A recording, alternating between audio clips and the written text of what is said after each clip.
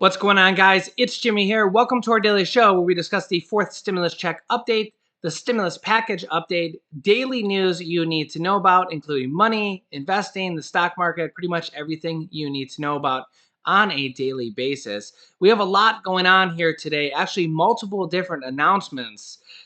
First, we're going to start with a major announcement from the Texas governor that I'm sure President Biden is not going to like. Listen in.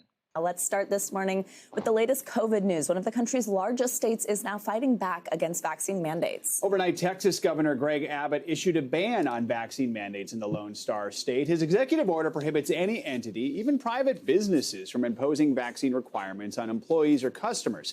Abbott says he's responding to the Biden administration's vaccine requirement, which he calls federal overreach. The White House's mandate requires businesses with more than 100 employees make sure their workforces are vaccinated or tested regularly.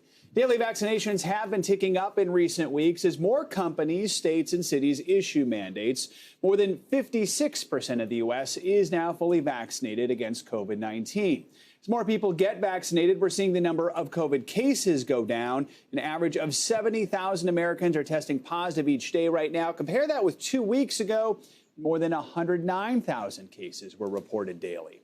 So Texas governor bans vaccine mandates from any entity in Texas. This goes directly against President Biden's vaccine mandates that would be enforced for any business over 100 employees, and also for businesses that already have vaccine mandates in effect in the state of Texas. And this probably will be settled in a court of law, and we're gonna really see some lawsuits and some challenges to this for and against the Texas governor here, and probably even from the Biden administration here going forward. And let me know your thoughts on this. Are you for this? Are you against this? And one thing's for sure, the president won't like this. This goes directly against his order. And this really goes to say here, do the state governors have authority to do this? This will be a big challenge here. The good news is right now 45 states are doing better with virus cases, but 5 states are surging. Is your state one of them? Well, here's the 5 states that are surging right now. Montana, Colorado, Minnesota, Michigan, and Pennsylvania are surging hotspot spots around the country. Dr. Fauci says around 68 million people who are eligible to be vaccinated that have not yet gotten vaccinated.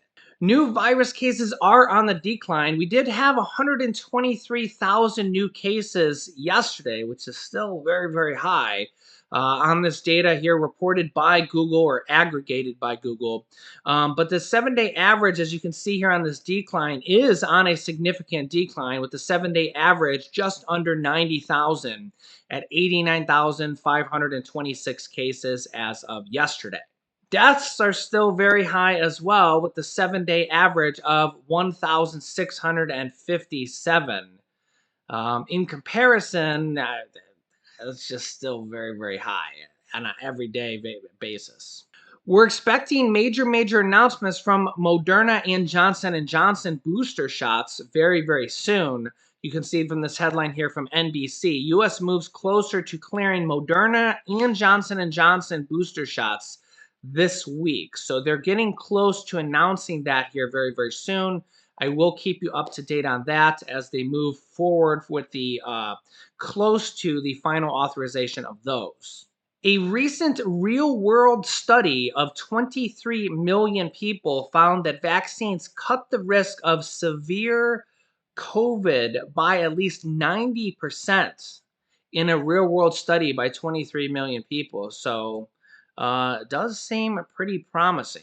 There is also a couple different companies that are working on a antiviral pill that after you catch the virus, which of course nobody wants to do, but You can just catch it out of nowhere, basically. Merck is working on an FDA authorization that they've already tested. And they're working on FDA authorization right now for a virus pill, an antiviral pill, that you would take this pill after you've caught the virus. As they say here, Merck said on Monday that it requested authorization from the FDA for its antiviral pill. They said in a statement that emergency use authorization was requested for the treatment of mild to moderate COVID in adults who are at risk for progressing to severe or hospitalization. The company said the testing showed that it is administered as a 5-day treatment and was developed with Ridgeback Biotherapeutics and reduced the risk of hospitalization by 50%. AstraZeneca is also developing a similar one as well, so that could be out on the market sometime in the future as well. Also, let me know your thoughts on this. A parent suing a school district alleging that the son contracted the virus from a classmate. Let me know your thoughts on this. Here's the circumstances. Let me know if you think that a parent should be able to sue for this.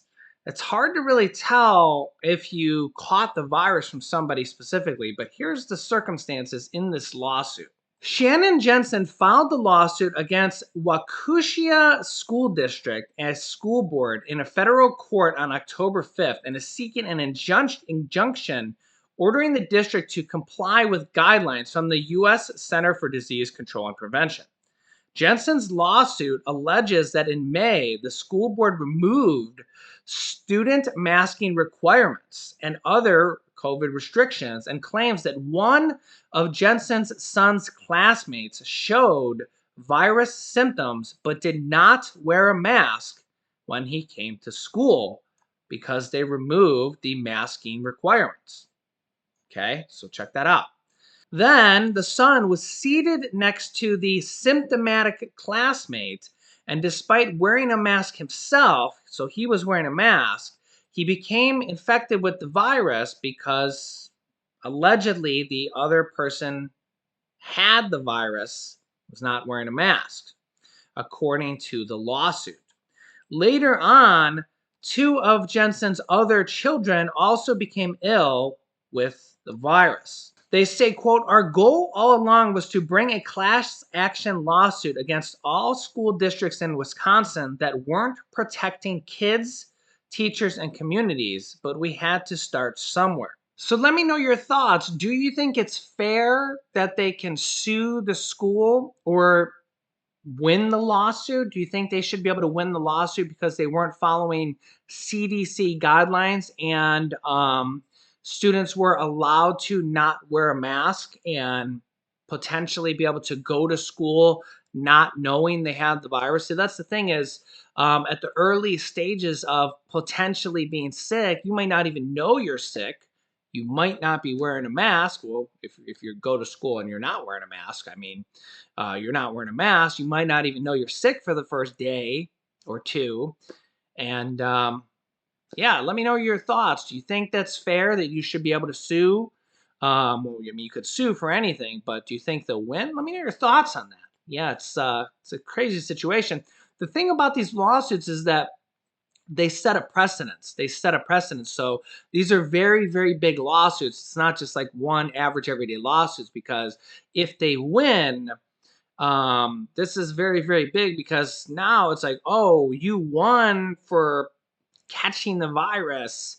Now that sets a precedence across the whole United States that maybe potentially many, many other thousands of people could do this. The problem is proving it. Can you really prove that you caught it from a specific person or a specific situation? It is kind of hard to do that. Let me know your thoughts in the comments. The House is expected to vote today on the debt limit increase. Remember, the debt limit increase has been passed in the Senate, but not the House. So the Senate passed it on Thursday night. That was that very controversial vote where the first vote was passed 61-38, where 11 Republicans helped pass the vote. Kind of the vote to proceed, where they bypassed the filibuster. Then the second vote passed with only Democrats voting yes. I think the vote was 50-48, where no Republicans voted yes on the second vote. They didn't need Republicans to vote yes on the second vote because the Republicans kind of granted them the authority to bypass the filibuster on the first vote. But then Senate Majority Leader Chuck Schumer blasted them uh, right after the 11 Republicans kind of helped them. So it passed the Senate. Now the House has to pass it, and they're expected to do that later today. I will have an update for you guys in our video later today at 8 p.m. Eastern Standard Time. On the stimulus package, well, the big thing they're working on right now is how to come to an agreement on the size of the package, which is somewhere in the $2 trillion range, most likely between $2 to $2.9 trillion. Kirsten Sinema, the Senate Democrat holdout, along with Joe Manchin, Kirsten Sinema's office denies a report that she wants to cut $100 billion in climate spending. Well, I wouldn't really find this as a bad thing, but Kirsten Sinema has been really mum or really quiet on the idea of pretty much anything. She has not spoken out on very much at all about any details on absolutely anything. Yeah, so she has not really given us a lot of anything, but cutting $100 billion in climate would really not be a bad thing because they're going to have to cut money from a lot of different things. But Kirsten Sinema doesn't even want to confirm that. Again, I personally would rather see $100 billion cut from climate than seen from stimulus items like Medicare for seniors, child tax credits for children coming out of poverty, a stimulus check for adults, paid family and medical leave, things like that, then climate. There is expected to be a lot of money in there for climate. And I mean, I would rather see money go to people in need per se. It's not like they're going to cut climate down to zero. I am not one of those guys that think that climate change doesn't exist. I do think climate change exists. I do think they need to do something about climate change. So that's just my point of view. I know some people think climate change doesn't exist. Some people think climate change is the worst thing ever. I kind of fall in the middle, and that just kind of falls into general with my overall feelings on a lot of things. I'm a realist. I'm an independent. I generally don't fall far right. I generally don't fall far left. I'm not a full Biden supporter. I'm not a full Trump supporter. Generally, when I hear a lot of things that Trump's doing this, or Biden's doing that, or like Biden's going to be impeached, or Trump's going to be impeached, I never fall too far right or too far left on a lot of those things. And same thing with climate change, like climate change doesn't exist at all, or climate change is the worst thing ever. Yeah, generally I tend to fall in the middle. Not all the time, but climate change is one of those things. Like, yeah, I do agree it needs to be changed. I do think we need to do something. Like, I don't think that we need to do nothing at all.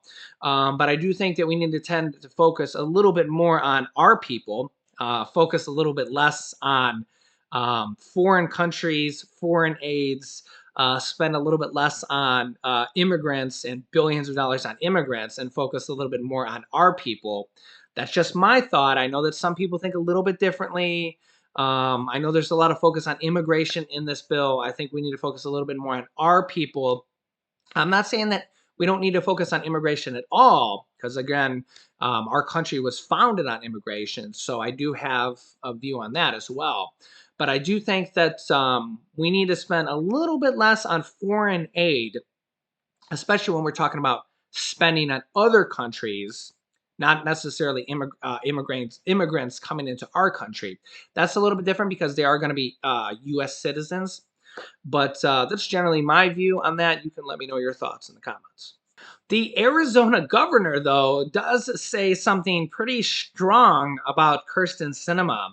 Says, quote, she's going to cave on her stance, and that she is going to vote on this next stimulus package. So you can see here, the Arizona governor predicts that Kirsten Sinema will back the Democrats' big spending bill. Basically kind of saying, that either she's all talk and she's just going to cave, or that the negotiation process is going pretty well, and eventually she's going to come around. Now, remember that in the third stimulus check package, both Senator Joe Manchin, and Senator Kirsten Sinema did kind of do this same thing, where at the beginning they're like, "Yeah, we don't know if we're going to vote for it. We want the bill to be smaller." Or maybe I should say, "Dun dun dun." They were kind of like doing the same kind of thing, where they're like, "Yeah, we're not sure about this third stimulus check package and this third stimulus check, and these child tax credits and this rent assistance and this internet assistance and these SNAP increases and everything that was all in that third stimulus check package." But eventually they did come around, and they had that $10,200 unemployment tax break and everything in there. So, yeah. Arizona Governor Doug Ducey expects Democratic Senator Kirsten Sinema. Can we still call her a Democrat? Is Kirsten Sinema and Joe Manchin, are they still Democrats? Are they dinos, Democrats in name only? To give in to far left liberal wishes and to vote in support of congressional Democrats' proposed social spending bill. So the Arizona governor expects them to give in, to vote yes on the bill, saying, quote, "She's a politician, so of course she's going to cave." Wow. Governor Doug Ducey told the Washington Examiner in an interview. Wow. And listen to what Kirsten Sinema had to say here in a statement. Quote, "It is the duty of elected leaders to avoid fostering an environment in which honestly held policy disagreements serve as the basis for vitriol, raising the temperature in political rhetoric, and creating permission structure for unacceptable behavior," Kirsten Sinema said in a statement. Ooh. Yeah, so things are really heating up here on the next stimulus package. Do you think Kirsten Sinema and Joe Manchin are going to cave and vote yes on the next stimulus package? They did do so with the third stimulus check package, and turned out pretty good. $1,400 stimulus checks, monthly stimulus checks for children to the tune of a total of $3,000 to $3,600. But remember, those stop at the end of this year for 65 million children. They want to continue those on in the next package for several more years, and maybe even more, maybe an adult stimulus check in there as well. Medicare for seniors, Medicare 2.0, expansion of that, an adult tax credit, all sorts of things maybe in this next package. But we're going to need Joe Manchin and Kirsten Sinema's vote. So do you think they're going to cave and vote yes on the next package? I'll keep you up to date here with everything here in the next video. Remember, new videos come out here every day at 10 a.m., 3 p.m., and 8 p.m. Eastern Standard Time. Also, we have the big vote here coming out in the House of Representatives on the debt ceiling, which they need to do to prevent the country from defaulting. So don't miss the next video at 8 p.m. Eastern Standard Time. So make sure to subscribe down below. It's completely free to do so, and I will keep you up to date with everything in our videos here. You can click here to watch my newest stimulus check video next, and you can click here to see how $1,400 stimulus checks could be included in the next stimulus package. So click on one of those videos next. Thanks, guys, and I will see you in the next video.